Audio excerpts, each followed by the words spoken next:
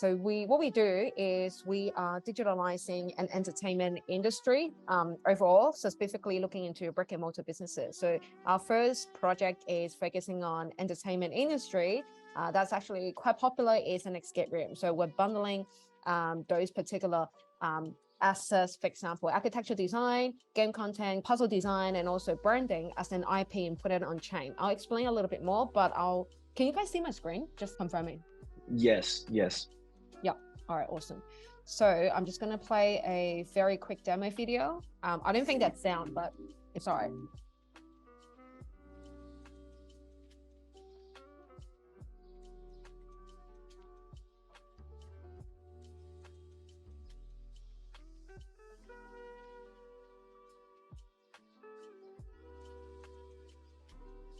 So it was a very quick 20-second video.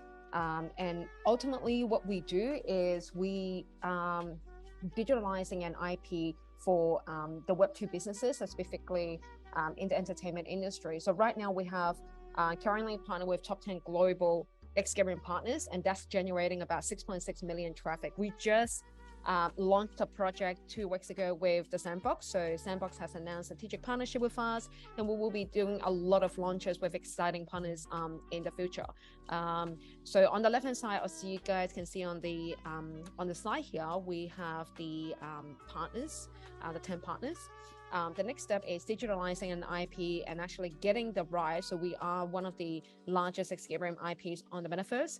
In the next 24 months, we are expecting to accumulate 9 million players throughout the 24 months, 15,000 corporate clients, generating 46 million revenue coming from equity, Web2 and Web3, predominantly in the Web2 market.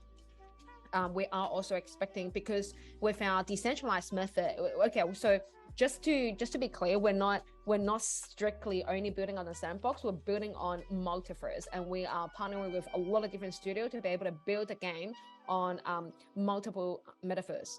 So we're expecting 1 week, 1 game, launching 100 games in total.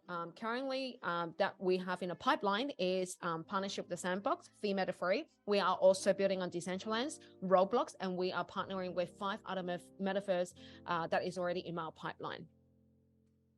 So probably don't really need to go through too much of the problem and solution, but predominantly is what we wanted to do is to transform a very, very fixed asset, very heavy investment industry into a digitalized, into a metaverse, and into obviously a e-sport where they can actually capture a lot more revenue, not only just the brick and mortar businesses. So that's the essential idea. What are our business model? However, that's actually more interesting. A lot of people don't pay attention to this particular industry, but it is a $2.8 billion size annually, and it's generating 100 million players per year.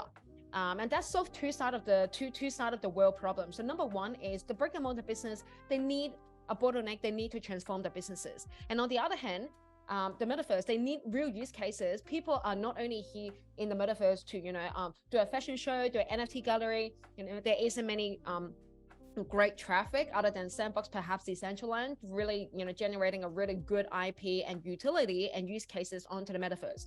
But with our project, we're actually building the whole journey, really forcing, I wouldn't say forcing, but really encouraging our Web2 users to come on board to Web3 metaverse without them feel like, oh, there's a need to converting myself to crypto, converting myself to Web3. No, so the whole process is going to be very streamless. Those are business models. So on the left-hand side, we consider ourselves as a Web 2.5 business. So what that means is we are taking approach of a very traditional method, also a very decentralized method. So on the left-hand side, you can see here's OTO integration. It's a very, very big component of our business, which is converting offline players to online, and also converting the online players to also offline to enjoy your physical, real immersive experience offline. We talk about the IP licensing. We will also, in the pipeline, not now, but we will have our IP experimental pop-up store on the right-hand side, which is a decentralized side. We have UGC economic. The fact that Sandbox is funding us is because we tap on very heavy of the UGC element.